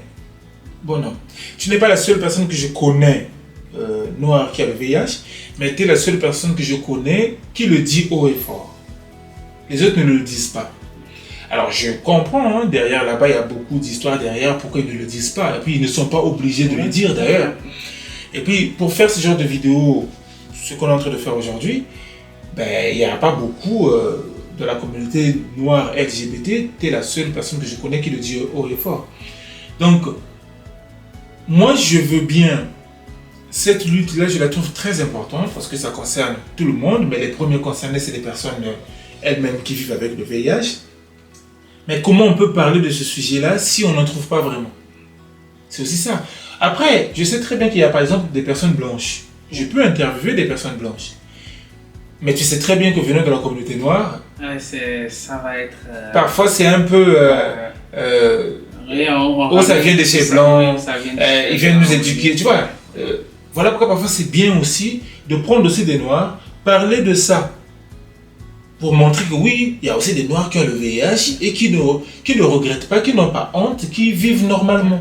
Je connais aussi une autre dame là, je ne sais pas comment elle s'appelle déjà, mais je pense qu'elle est hétéro la dame. Oui, je connais deux femmes noires black qui, voilà, il y a une que j'ai rencontrée la première fois le 11 mai au festival de la sérophobie qu'a organisé Super Séro en collaboration avec d'autres organisations, etc. À Pantin, à Paris, c'était le 11 mai, je crois. Le 11 mai de cette année, je l'ai rencontrée, une très belle dame, charmante, souriante, etc. Le festival s'est bien passé? Oui, ça s'est très bien passé. C'est le premier festival d'ailleurs et franchement, c'est... J'espère qu'il y en aura encore. Oui, je crois. Je regarde le sourire. non, mais ce que j'ai vu ce jour-là, mais franchement, c'était beau, c'était beau. C'est bien. C'était La vraiment prochaine beau. fois, tu m'invites. Ok, avec Je plaisir. vais voir moi aussi. Je viens d'écrire à Nicolas d'ailleurs, puis il dit écoute, il faut qu'on se voit pour discuter de la prochaine, du prochain festival, etc. Il ne m'a pas encore répondu, je sais qu'il va me répondre. Ouais. Et ça va être. Je veux bien être au cœur de cette organisation-là aussi, donner mon. Participer, parce que franchement, j'avoue, c'est un festival qu'on a attendu depuis, que personnellement j'attendais qu'une organisation, que quelqu'un prenne l'initiative. Et quand je suis tombé sur l'affiche comme ça, hein, sur TikTok, j'étais à Bordeaux, et je suis tombé sur l'affiche 2 jours avant. Ah ouais. 2 jours avant, j'ai pris le bus pour Bordeaux. Et je suis arrivé à Paris le 11 même, le jour même. Je me suis reposé, j'ai pris un café et paf, j'ai pris mon train. C'était super cool. Dieu, mais comment tu parles de ce sujet-là, tu souris, mais c'est bien. Non, c'est... T'as vraiment aimé. Mais vraiment, tout ce que j'ai vu autour, tout ce que... Franchement, ça m'a fait du bien de me retrouver dans un festival. Mais on se sent toujours bien. Je m'en fiche de... voilà, j'ai eu des commentaires comme ça de... Non, mais franchement, hein, j'ai eu des... Quand j'ai posté les trucs sur Facebook le soir, il y a eu des organisations qui m'ont écrit inbox, qui m'ont dit ah oui, mais Super Sero, est-ce que vous savez c'est qui Super Sero? Je dis je m'en fiche de vos problèmes avec Super Sero. Attends, vous savez, ça veut dire quoi? C'est juste pour dénigrer quoi. Pourquoi le dénigrer? Je ne sais pas. Je dis mais je m'en fiche de vos problèmes avec Super Sero. Quoi, ce sont des organismes LGBT? LGBT, je ne mentionne pas leur...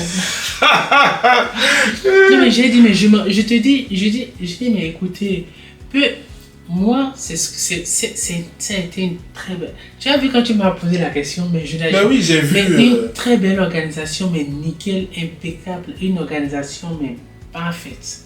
C'est bien, c'est bien. Et franchement, j'ai dit, écoutez, on évolue, quoi. On n'est plus à l'étape où oui, mais c'est un blanc qui l'a organisé, c'est un noir qui l'a organisé, celui qui l'a organisé n'est pas ci, n'est pas ça. Il faut juste mettre les personnes concernées au cœur de cette lutte-là. Devant, quoi. Ouais. Devant. Parce que nous sommes concernés, on sait ce qu'on vit mieux que quiconque. On sait ce qu'on... Est-ce que tu connais des personnes LGBT noires vivant avec le VIH qui s'assument comme toi? Sois honnête.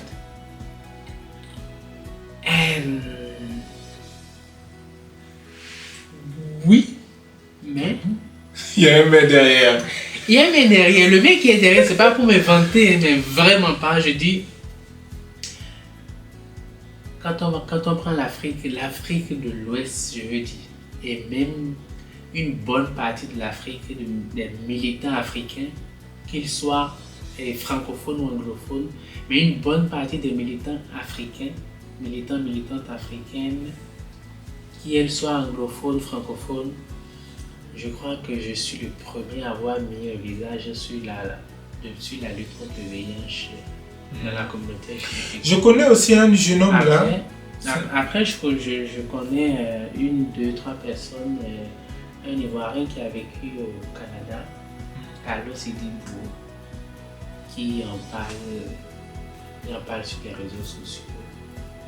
Est-ce que quand il en parle, il parle aussi de sa sexualité ou non? Oui, il parle de sa sexualité. Il est? Oui. Il est quoi? Gay? Hétéro? Je crois qu'il est. Je ne connais pas vraiment sa sexualité, mais il est de la communauté LGBT. Ah, ok. Il peut se considérer, je ne sais pas, se considérer comme gay, comme trans, comme... Oui, mais la question, je voulais savoir s'il fait partie de la communauté, parce que je ne connais pas beaucoup. Il fait de la communauté. Il y a aussi un autre mais il n'est monsieur... pas sur TikTok, il est beaucoup présent sur Instagram. Mais tu me verras son compte, du coup je regarderai. Okay. Il y a aussi un autre monsieur gabonais, j'ai vu sur les réseaux, il est beau d'ailleurs, au passage. Ah. Mais il est hétéro. Je lui ai envoyé un message en privé, il ne m'a jamais répondu. Je suis même allé dans ses commentaires de vidéos, j'ai même commenté là-bas pour qu'il puisse voir. Mais il m'a jamais... Voilà, mais bon, c'est pas grave. C'est pas grave. Et je pense qu'on tombe de plus en plus sur des mecs hétéros qui sont séropositifs et Qui le disent, ouais. qui le disent. L'autre qui vit au Gabon, il le dit, voilà. Oui, Qu'est-ce que tu... que voudrais-tu dire à quelqu'un qui a peur des personnes vivant avec le VIH? Ah, quelqu'un qui a peur de nous. Moi, je t'avoue que je suis hypochondriaque. Je suis hypochondriaque, tu sais ce que c'est? Non. Avoir peur des maladies. Ok. je suis Bah écoute, c'est hypochondriaque. ton droit. Et j'ai peur des maladies. Bon, j'ai peur de beaucoup de choses, mais spécialement des maladies. Mhm. Et une fois, il y a un ami qui m'a appelé pour me dire oh non, je vais me tester. Je dis ok, je sais pas pourquoi il me dit ça, mais bon, il va quand même se tester. Et en rentrant, quelques temps plus tard, il me dit mon médecin m'a appelé, je dois aller là-bas. Quand il m'a dit ça, je me suis dit je sais c'est quoi la suite. Il est allé, après il m'a dit, finalement le médecin m'a dit ça. J'ai dit ok. Mais comme je suis hypochondriaque, je sais que le problème vient de chez moi, j'ai voulu maintenant travailler le fait que de rencontrer maintenant mon ami, parce que c'est quand même un ami, donc j'ai voulu maintenant rencontrer le monsieur, il fallait que je travaille sur moi. C'était compliqué. Je sais que ça ne se transmet pas en touchant la personne, je sais que ça ne se transmet pas en buvant dans le même verre, je sais tout ça, mais dans ma tête c'était tellement bloqué. Entre autres, il m'a aidé. Je ne lui ai pas dit que grâce à toi, j'ai débloqué cette chose-là, mais je me suis forcé, je suis allé, j'ai vu le monsieur, on s'est vu, je l'ai salué, j'ai fait la bise. J'ai pris sur moi ce jour-là. Donc, qu'est-ce que tu dirais à une personne qui a peur des personnes qui ont le VIH? Je dirais tout simplement qu'on est des êtres humains comme n'importe qui. Que le VIH ne se transmet pas. Le VIH se transmet que par voie sexuelle de la mère à l'enfant et par voie sanguine. Et qu'une personne vivant avec le VIH est une personne comme n'importe qui. On a une durée de vie normale quand on se met sous traitement. Et on vit normalement. On est fait de chair et de sang et de veine. Et tu dirais quoi à une personne qui a peur d'aller se faire dépister? Que c'est très très grave de ne pas connaître son statut sérologique. Connaître son statut sérologique, c'est comme sa ceinture de sécurité au volant. Et tu dirais quoi à une personne qui vient juste de découvrir qu'il a le VIH? Que ce n'est pas l'affaire en soi, la preuve, je suis là depuis 2011. On peut être séropositif et poser des actions, de belles actions. On peut être séropositif et être parent. On peut être séropositif et devenir président de la République. On peut être séropositif et accomplir nos rêves. Le VIH ne devrait pas nous freiner dans l'atteinte de nos objectifs. Ouais. Et moi j'aimerais dire aussi que c'est mieux de faire l'amour avec une personne séropositive que de faire l'amour avec une personne qui est séro-ignorante. Parce que généralement on a peur de faire l'amour avec une personne qui a le VIH en disant que oui mais ce mec là le VIH il va me le transmettre. Mais non, si le mec prend son traitement normalement, indétectable égale intransmissible, I égale I comme on dit. Sauf que quand tu ignores le statut d'une personne, tu ne sais pas si la personne a le VIH ou pas. Il y a une probabilité qu'il n'ait pas le VIH, il y a une probabilité qu'il soit une personne vivant avec le VIH mais qui l'ignore. Et ça c'est beaucoup plus grave. Je pense que c'est possible de se débarrasser du VIH dans ce monde si tout le monde mettait la main à la pâte comme on dit. Je pense que c'est possible. Mais il ne faut pas non plus faire confiance. Ce n'est pas parce que la personne t'a dit qu'elle n'a pas le VIH que tu crois. Ou c'est pas parce que la personne t'a dit oh non mais elle a le VIH et puis elle prend son traitement, elle est indétectable, toi aussi tu crois. Non. Il faut te faire confiance toi-même. Si tu te mets en couple et que ton mec te dit qu'il a le VIH, c'est pas grave. Allez juste voir votre médecin, vous allez vous faire dépister Et puis voilà, vous continuez votre vie. Moi j'ai des amis qui ont le VIH et plutôt ils sont en couple. Tout se passe super bien. D'ailleurs, toi, t'es célibataire ou t'as une personne? Quelle question. Je ne vais pas mentir. Je ne sais pas ce que ça va donner. Tu parles avec une personne. Oui, on se parle seulement comme ça. Vous avez déjà... Non, Pas encore je t'aime? non. D'accord, ça viendra.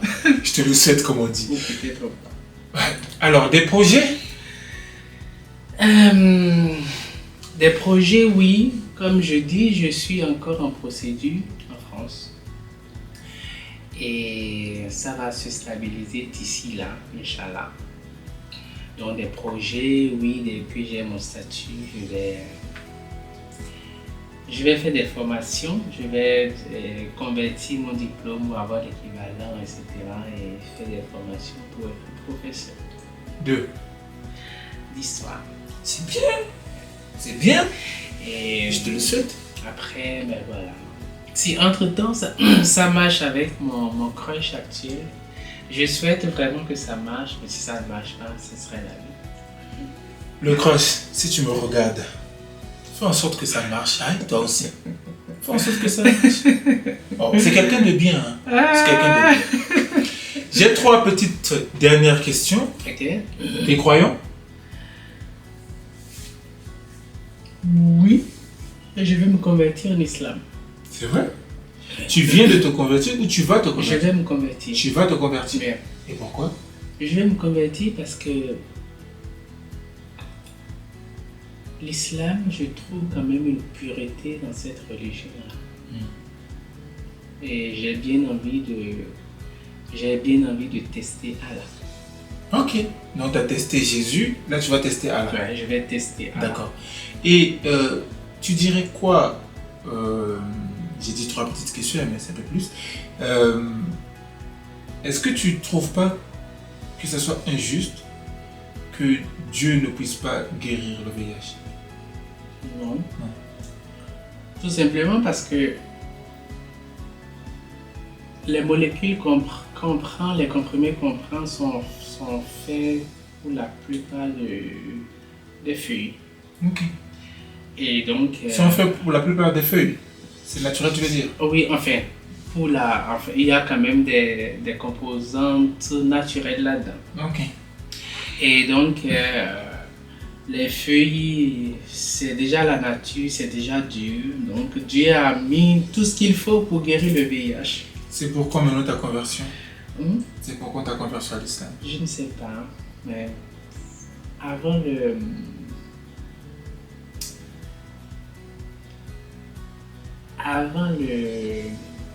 prochain carême, je crois. Et tu considères que c'est compatible d'être homosexuel et musulman? Séropositif. Non, musulman. Homosexuel. Séropositif, il y a des hétéros aussi, donc on enlève d'abord. Homosexuel et musulman. Oui. D'accord. Allah n'est pas contre ça, tout comme Dieu n'est pas contre non plus Jésus. Donc... Alors, c'est pas vraiment... La vidéo, c'est pas basé sur ça, mais j'aimerais bien te contredire, mais on va pas aller là-bas, sinon ça risque d'être non. C'est pas grave. C'est pas grave, je le prends comme ça. Et d'accord. Mais ok. Et peut-être tu as une dernière chose à dire. Non, pas grand-chose. Je dirais juste aux jeunes d'être confiants, de ne pas perdre de vue leurs objectifs, d'être ambitieux. Et que la vie, c'est comme ça, c'est la vie. Séropositif, homosexuel, tout ce qu'on veut, c'est... On n'a pas choisi, on n'a pas décidé de naître dans ce corps ou dans ce monde de violence et de trucs autour de nous. Mais on est déjà là-dedans, alors on prend son courage à deux mains et on évolue, on fonce. Comme quelqu'un le dit, on choisit son couloir et on fonce. Merci beaucoup d'avoir accepté de venir nous parler de ton histoire, nous raconter un peu ta vie. Ça m'a fait vraiment plaisir de te recevoir. Et j'espère qu'on va encore refaire des vidéos dans les jours, semaines, mois, années à venir. Honnêtement, c'était un plaisir. Et j'aime bien comment tu t'exprimes, comment tu as cette facilité-là de parler de ton vécu, bien que c'était pas simple pour toi, mais tu as quand même su te relever et ça c'est vraiment à féliciter. Je te souhaite vraiment le meilleur. Surtout ton crush là, j'espère qu'il va craquer, qu'il t'amènera à la mairie un jour. Non, je ne veux même pas qu'on m'amène à la... Je veux juste qu'on m'aime, voilà, comme ça. La mairie, ce n'est qu'un détail. Ok, ben, tout ce que tu veux en tout cas, je te le souhaite. Grand merci encore une fois de plus. Non, vas-y. Non, c'est bon. Non, je voulais juste te remercier aussi pour la proposition. Il fallait quand même qu'on le fasse. Et voilà, il faut mettre des visages des personnes noires sur des histoires noires parce que jusqu'aujourd'hui, les gens continuent de croire que l'homosexualité a été importée. Et comme ce live de la dernière fois, je remets en cause l'histoire du Bénin sur les sources qui ont dit que l'homosexualité n'a jamais existé pendant la royauté. Et moi qui viens balancer le contraire comme ça, alors je pense qu'il est temps que les activistes de chaque pays puissent se mettre ensemble pour aller interroger nos sources, pour dire à l'époque comment la sexualité était perçue, comment les gens vivaient la sexualité pendant la période avant la colonisation. On avait une sexualité avant que les colons ne débarquent. C'est sûr. Et les colons n'ont pas ramené leur sexualité. Ils sont peut-être arrivés et puis aujourd'hui on parle d'homophobie, on parle de LGBTQ, etc. Et voilà, mais l'homosexualité, elle est aussi vieille que le monde. Ouais. Je me suis rappelé de mes deux questions que j'ai oubliées tout à l'heure. Okay. La première, qu'est-ce que tu dirais aux gens qui considèrent que le VIH n'existe pas? Tu t'as déjà entendu ça, non? Oui. Qu'est-ce que tu dirais à ces gens-là? Qu'ils sont complètement à côté de la plaque et il faut qu'ils aient les bonnes informations pour leur propre suivi, pour leur propre bonne santé, ce qui est très important. Il y a aussi des gens qui considèrent que le VIH, c'est une maladie des blancs. Yeah. Tu as déjà entendu parler de ça, non? Ouais. Ben, le VIH n'a pas de couleur, n'a pas de sexualité, n'a pas de si. Le VIH, c'est tout le monde.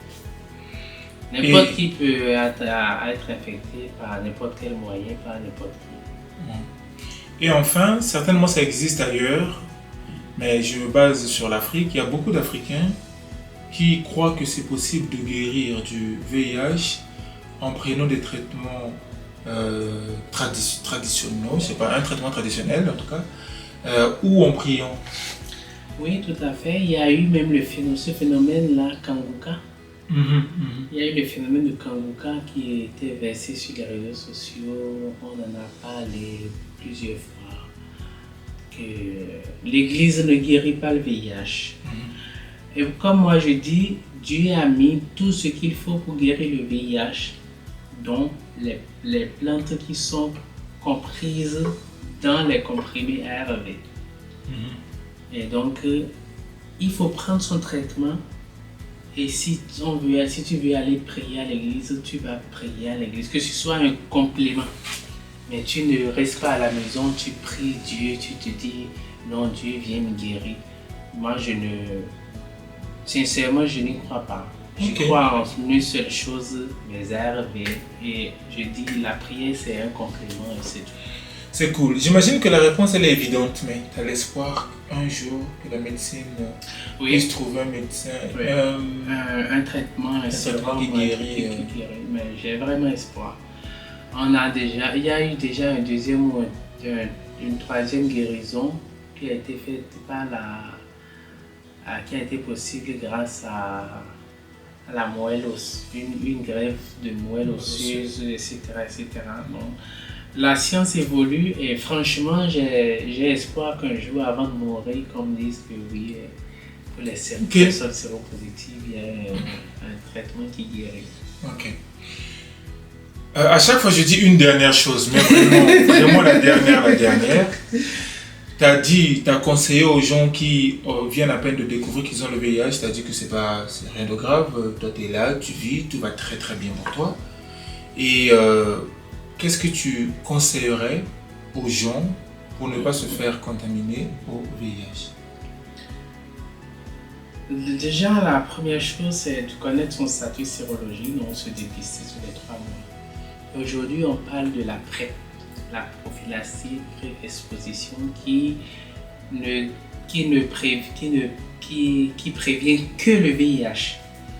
Donc la PrEP est prise soit en prise continue ou en prise discontinue, et elle est prise par les personnes séronégatives. Donc, je crois que ce soit en France, même au Congo. Au Bénin, voilà, même au Congo. Aussi. Donc la PrEP existe déjà et elle est gratuite pour les gens de la communauté. Et même ici en France, je crois qu'il suffit juste d'aller dans une organisation, etc., comme AIDS ou voilà. Et même en France, tu vas juste voir ton médecin traitant, voilà, il peut t'orienter aussi. Voilà, donc la PrEP elle est gratuite, où voilà, vous allez, vous faites les formalités. Et voilà, la PrEP, elle est là pour ça. Ok. Merci à vous d'avoir suivi la vidéo jusqu'à la fin. N'hésitez pas de vous abonner, d'activer la cloche de notification pour ne pas louper des vidéos à chaque fois que je vais les publier. Merci à toi, mon cher Camille. Merci. Merci. On peut tous se débarrasser du VIH si on met la main à la pâte. Si tout le monde s'y met, on peut se débarrasser du VIH. Les choupettes, prenez soin de vous. Bisous. Au revoir.